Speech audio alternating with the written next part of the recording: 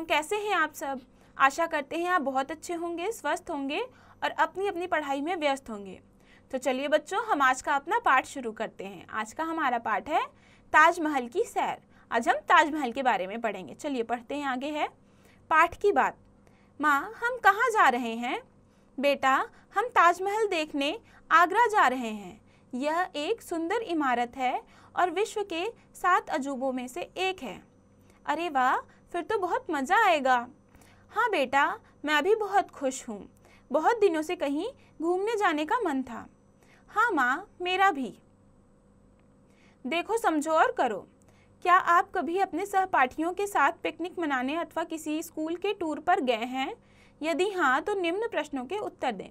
तो बच्चों, आपको बताना है कि आप कभी अपने स्कूल से टूर या फिर पिकनिक पर गए हैं, और अगर गए हैं तो आपको इन प्रश्नों के उत्तर बताने हैं। क्या आप पिकनिक या स्कूल टूर पर जाने से पहले अपने माता पिता से आज्ञा ली? तो ये आपको खुद से करना है और इसके उत्तर भी आपको खुद से देने हैं यदि आप गए हैं तो। अब हम आगे पाठ पढ़ेंगे। आओ पाठ पढ़ें। सुबह के लगभग 5:30 बजे थे। मम्मी रसोई घर में काम कर रही थी। पापा स्नान घर में थे। मैं उनके बाहर निकलने का इंतज़ार कर रहा था ताकि मैं समय से स्नान करके विद्यालय पहुंच सकूं। वैसे तो विद्यालय जाने के लिए मैं अपने आप कम ही उठता हूँ। मम्मी के बार बार कहने के बाद तो उठना ही पड़ता है। तो बच्चों, इसमें एक बच्चा बता रहा है कि उसकी माँ रसोई घर में काम कर रही हैं और पापा स्नान कर रहे हैं और वो उनका इंतज़ार कर रहा है कि वो बाहर आएँ जिससे वो स्नान करके समय पर विद्यालय जा सके। फिर वो बता रहा है कि वो विद्यालय जाने के लिए खुद से तो बहुत कम उठता है। उसकी मम्मी को उसको बार बार उठाना पड़ता है। पर उस दिन मैं सबसे पहले उठ गया था क्योंकि उस दिन मैं बहुत खुश था। उस दिन हमारे स्कूल के सब बच्चे पिकनिक मनाने दिल्ली से आगरा जा रहे थे। फिर वो बता रहा है कि लेकिन आज मैं बहुत खुश था क्योंकि आज मैं खुद से उठ गया था सबसे पहले, क्योंकि आज मैं बहुत खुश था और मेरी खुशी की वजह ये थे कि आज हम दिल्ली से आगरा अपनी पिकनिक मनाने जा रहे थे। जब मैं स्नान करके बाहर आया, पापा तैयार हो चुके थे। उन्होंने जल्दी से मुझे भी तैयार किया और विद्यालय छोड़ दिया। ठीक प्रातः 7 बजे सभी बच्चे बस में सवार होकर आगरा के लिए रवाना हो गए। नवंबर का महीना था। फिर वो बता रहा है कि वो जैसे फिर स्नान करने गया तो फिर तब तक उसके पापा स्नान करके तैयार हो चुके थे। फिर वो उसको जल्दी से तैयार करके विद्यालय छोड़ के आते हैं और 7 बजे वो सारे बच्चे बस में बैठकर आगरा चले जाते हैं। फिर नवंबर का महीना था। थोड़ी थोड़ी ठंड लग रही थी। सुबह का समय होने के कारण सड़कें खाली थीं। हम केवल 1 घंटे में ही यमुना एक्सप्रेस वे पर पहुँच गए। वहाँ पहुँचने पर हमें ऐसा लगा कि मानो हम किसी दूसरे देश में आ गए हों। चौड़ी चौड़ी सड़कें, दूर दूर तक हरियाली ही हरियाली। लाल लाल गोल सूरज आसमान में निकल रहा था। मैं उगता हुआ सूरज देखकर बहुत खुश हुआ। कुछ देर बाद हमारी बस एक जन सुविधा केंद्र पर आकर रुक गई। फिर वो बता रहा है कि नवंबर का महीना था और ठंड हो रही थी थोड़ी थोड़ी, क्योंकि बिल्कुल सुबह का समय था। फिर वो बताता है कि थोड़ी देर ही वो लोग चले थे। फिर वो यमुना एक्सप्रेस वे पे चले जाते हैं और वहाँ आसपास बहुत हरियाली थी और सूर्योदय हो रहा था, जिसको देखकर वो बच्चा बहुत खुश हो जाता है। फिर वो बताता है कि वो लोग फिर कुछ आगे बढ़कर, बहुत आगे जाकर एक जन सुविधा केंद्र पर रुकते हैं। कुछ बच्चे बस से उतरते ही इस तरह शौचालय की ओर दौड़े कि उन्हें देखकर हमारी अध्यापिका को भी हंसी आ गई। मैं बैग में से मम्मी का दिया हुआ नाश्ता निकालकर खाने लगा। माँ ने मेरे लिए आलू के पराठे बनाकर भेजे थे। जो बच्चे घर से नाश्ता नहीं लाए थे उन्होंने वहाँ से खरीदकर नाश्ता किया। लगभग आधे घंटे में सभी बच्चों ने नाश्ता कर लिया। उसके बाद हम सब दोबारा बस पर सवार होकर आगरा की ओर चल पड़े। फिर वो बच्चा बताता है कि फिर वहाँ जन सुविधा केंद्र पर कुछ बच्चे शौचालय गए और उन्हें देखकर फिर सब हंसने लगे क्योंकि वो बहुत ज़ोर से दौड़ते हुए जा रहे थे। फिर आधे घंटे वहाँ बस रुकी थी। उतने में सबने नाश्ता किया और फिर वो बस कुछ देर बाद फिर चल पड़ी। कोई गपशप कर रहा था तो कोई अंताक्षरी खेल रहा था। सभी बच्चे बहुत खुश थे। उस शोर शराबे के बीच में खिड़की से ही प्रकृति की सुंदरता को निहार रहा था। सड़क पर कुछ साइकिल वाले और कुछ स्कूटर आदि दिखाई देने लगे थे। मैं समझ गया कि अब आगरा आने वाला होगा। फिर जब बस चल पड़ी तो कुछ बच्चे अंताक्षरी खेल रहे थे, कुछ कोई गेम खेल रहा था। सब बच्चे मस्ती कर रहे थे और ये जो बच्चा रहता है वो खिड़की के बाहर देखकर प्रकृति की सुंदरता को देख रहा था। फिर वो देखता है कि स्कूटर और साइकिल वाले अब आ रहे हैं, तो उसे लगता है कि हाँ, अब हम आगरा के पास पहुंच गए हैं। मैंने ऐसा सोचा ही था कि 5 मिनट बाद हमारी बस ताजा रोड पर पहुंच गई। थोड़ी देर बाद हमारी बस एक जगह जाकर रुक गई। उससे आगे हम पैदल ही गए। लगभग 500 मीटर चलने के बाद हम ताजमहल पहुंच गए। तब तक 10:30 बज चुके थे। हम कुल 50 बच्चे थे और 5 अध्यापिकाएं। टिकट खरीदकर हम सभी ताजमहल देखने अंदर चले गए। हमारा गाइड भी हमारे साथ था। फिर जब वो बच्चा ऐसा सोच ही रहा था, उसके 5 मिनट बाद ही उनकी बस आगे जाकर रुकी और फिर उसके बाद उन्हें वो ताजमहल पहुंच गए और वहाँ से वो पैदल 500 मीटर चलकर ताजमहल पहुँचे। वो कुल 50 बच्चे थे और 5 अध्यापिकाएं थीं। फिर वो अंदर जाते हैं और उनका गाइड भी उनके साथ जाता है। उसने हमें बताया, यमुना नदी के किनारे बने यह ताजमहल प्रेम की एक ऐसी अनोखी मिसाल है जो दुनिया भर में प्रसिद्ध है। मुगल बादशाह शाहजहां अपनी बेगम मुमताज़ को बहुत प्यार करते थे। जब 1631 ईस्वी में उनकी बेगम मुमताज़ की मृत्यु हो गई तो शाहजहां ने मुमताज़ की याद में यह इमारत बनवाई। बेगम मुमताज़ के नाम पर इस महल का नाम ताजमहल रखा गया। ताजमहल सफ़ेद संगमरमर से बना हुआ है। यह सफ़ेद पत्थर मकराना राजस्थान से लाया गया था। फिर उनका गाइड उन्हें बताता है कि यह ताजमहल जो प्रेम के लिए बनी गई इमारतों में बहुत प्रसिद्ध है, क्योंकि ये ताजमहल जो है ये शाहजहां ने अपनी बेगम मुमताज़ महल के लिए उनकी मृत्यु होने के पश्चात बनवाई थी। इसीलिए उनके नाम पे ही, मुमताज़ महल के नाम पे ही इसका नाम ताजमहल रखा गया है। और ताजमहल जो है वो सफ़ेद संगमरमर का बना है और इसके लिए जो पत्थर आया था वो राजस्थान से आया था। उस समय आज की तरह इमारतों को बनाने वाली बड़ी बड़ी मशीनें भी नहीं थीं, इसलिए 1000 हाथियों की मदद ली गई थी। ताजमहल को बनाने के लिए 20,000 कारीगरों ने लगभग 22 वर्षों तक काम किया, तब जाकर यह इमारत 1653 में तैयार हुई। हमें यह सब सुनकर बहुत अच्छा लग रहा था। फिर गाइड उन्हें बताता है कि उस समय मशीनें नहीं थी इतनी बड़ी बड़ी जो घर और इमारतें बनाए, तो हाथियों की मदद से ये पत्थर लाए गए थे और बहुत सारे कारीगरों ने बहुत मेहनत से ये ताजमहल बनाया था। 1653 में ये ताजमहल बनकर तैयार हुआ था। गाइड ने आगे बताया, इस इमारत में संगमरमर के 2 चबूतरे हैं। चबूतरों पर जाने के लिए 22 सीढ़ियाँ तथा 2 जीने भी बने हुए थे। इस इमारत में 8 कोने और बीचों बीच एक गुंबद है। इसकी ऊंचाई 220 फीट है।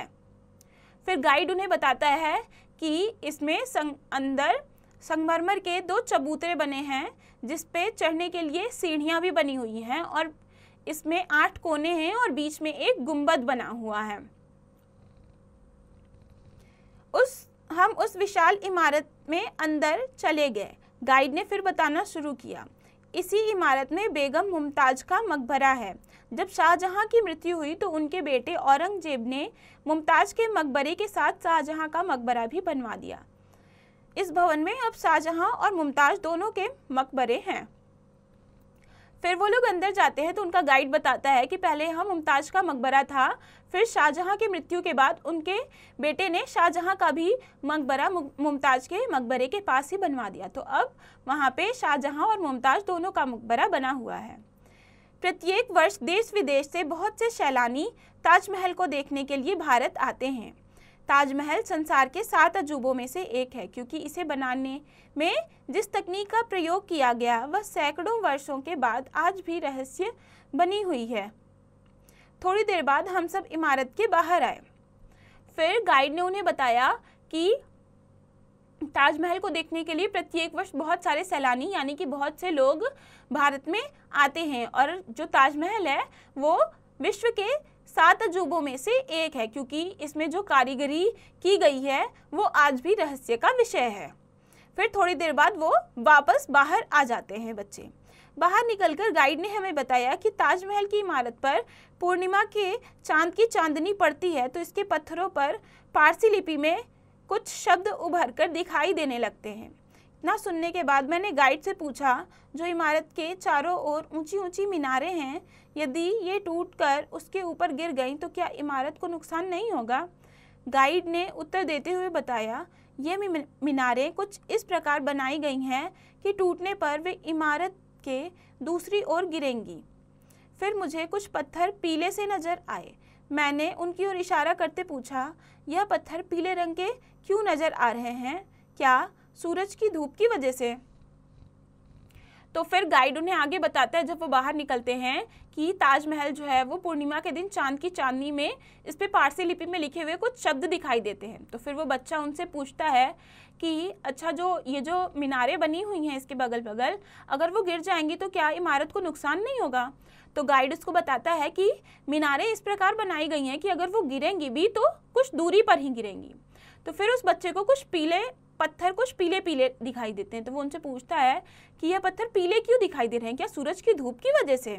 गाइड ने कहा, नहीं, ये प्रदूषण के कारण पीले पड़ गए हैं। अब आगरा में प्रदूषण फैलाने वाले वाहनों पर प्रतिबंध लगा दिया गया है और सीएनजी वाहनों को बढ़ावा दिया जा रहा है।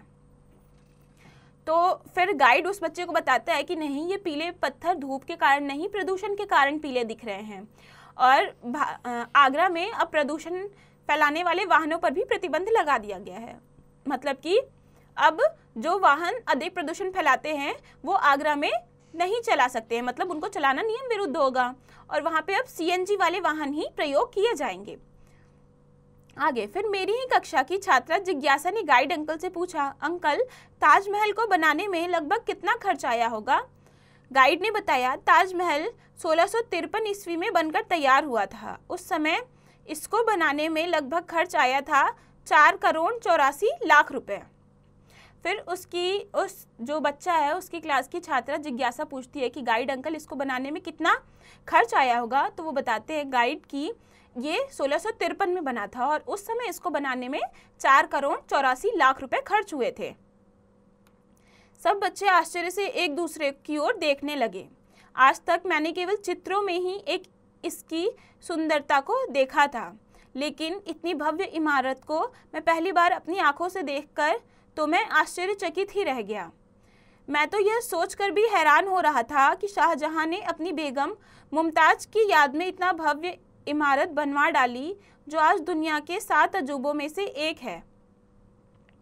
सब बच्चे ये सुन के कि इतना ज़्यादा पैसा लगा था, सब आश्चर्यचकित हो जाते हैं। फिर वो बच्चा सोचता है कि आज तक मैंने ये केवल चित्र में ही देखा था और इसकी सुंदरता मैंने केवल चित्र में ही देखी थी, लेकिन आज मैं पहली बार इतनी सुंदर इमारत अपने सामने से देख रहा हूँ। फिर वो सोचता है कि बताओ, शाहजहां ने अपनी बेगम के लिए इतनी सुंदर इमारत बनवा दी कि वो 7 अजूबों में से एक है। ताजमहल में घूमते घूमते दोपहर का 1 बज चुका था। बच्चों ने घूमते हुए वहाँ के बहुत से दृश्य अपने अपने कैमरों में कैद कर लिए। घूमते घूमते सब थक चुके थे, सभी को बहुत भूख लगी थी। उसके बाद सभी बच्चे अपनी अध्यापिकाओं के साथ ताजमहल से निकलकर बाहर आ गए और एक होटल में पहुँच गए। वहाँ हम सब ने मिलकर खाना खाया। खाना बहुत स्वादिष्ट था।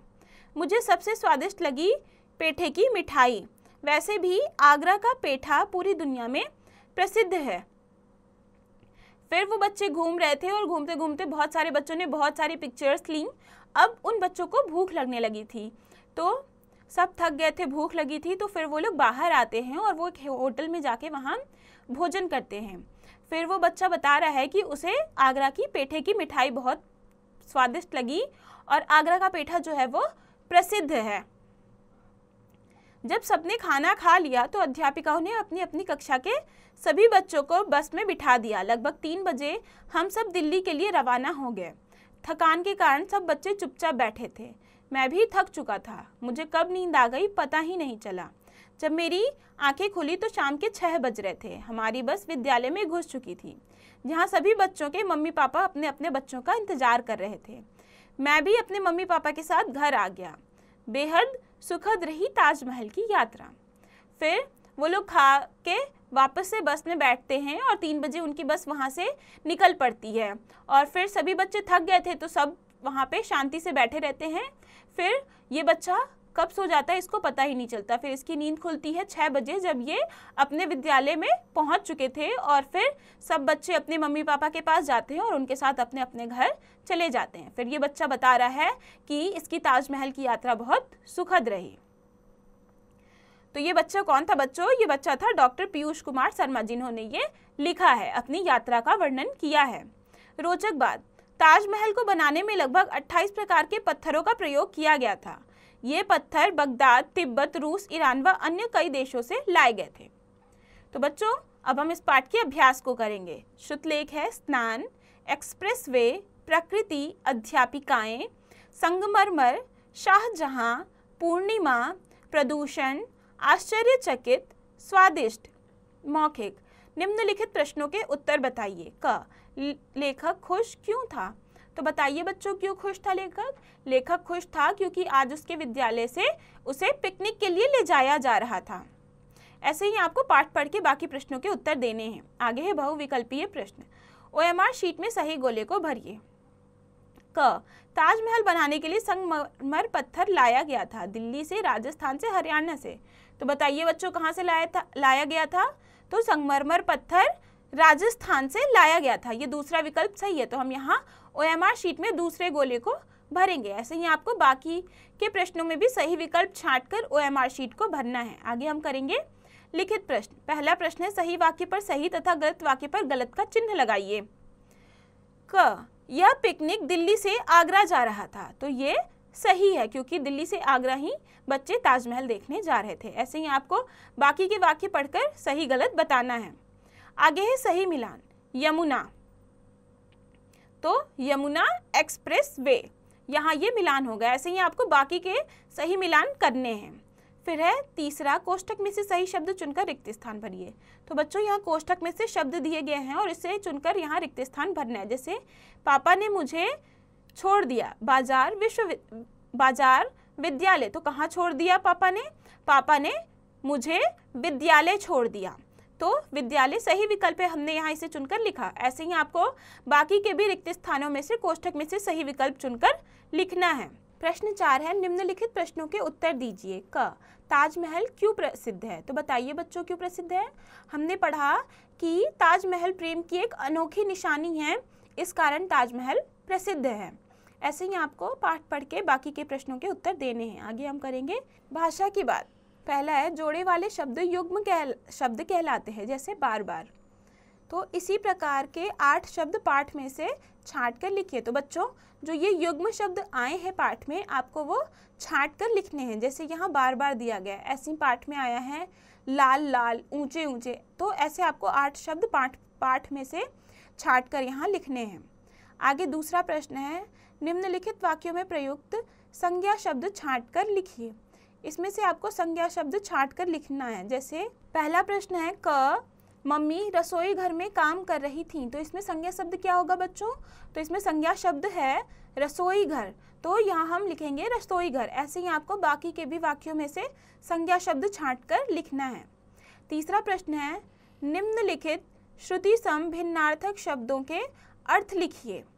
तो ये श्रुति सम मतलब जो सुनने में एक समान हो, और भिन्नार्थक मतलब अर्थ अलग अलग हो। मतलब ऐसे शब्द जो सुनने में एक जैसे हो लेकिन उनके अर्थ अलग हो, तो ऐसे शब्दों के अर्थ लिखने हैं। जैसे बाहर, तो बाहर मतलब घर के बाहर, अंदर बाहर वाला बाहर, और बहार मतलब हरियाली, खुशी। ठीक है, ऐसे ही आपको बाकी के इन शब्दों के अर्थ लिखने हैं। फिर है, आप क्या करते यदि आपकी सारी कक्षा पिकनिक पर जा रही हो परंतु आपके माता पिता ने आपको पिकनिक पर जाने की आज्ञा न दी हो। तो ये आपको बताना है कि आप क्या करते। फिर है, यह भी करो। ताजमहल के अतिरिक्त भारत में ताजमहल से भी सुंदर कई ऐतिहासिक इमारतें व मंदिरें हैं। आप अपने दादा दादी अथवा इंटरनेट से उनके बारे में जानकारी प्राप्त करें। तो बच्चों आपको ये खुद से करना है। ताजमहल के अतिरिक्त जो भारत में सुंदर सुंदर इमारतें हैं उनकी जानकारी आपको प्राप्त करनी है। फिर है, नीचे कुछ ऐतिहासिक इमारतों के चित्र दिए गए हैं, इनके नाम लिखो। ये भी आपको खुद से करना है, इन चित्रों के यहाँ आपको नाम लिखने हैं। तो बच्चों ये पाठ यहाँ ख़त्म हुआ। हमने इस पाठ में ताजमहल के बारे में पढ़ा। अब आप इस पाठ को खुद से पढ़िए, समझिए और इसके बचे हुए अभ्यास को खुद से कीजिए।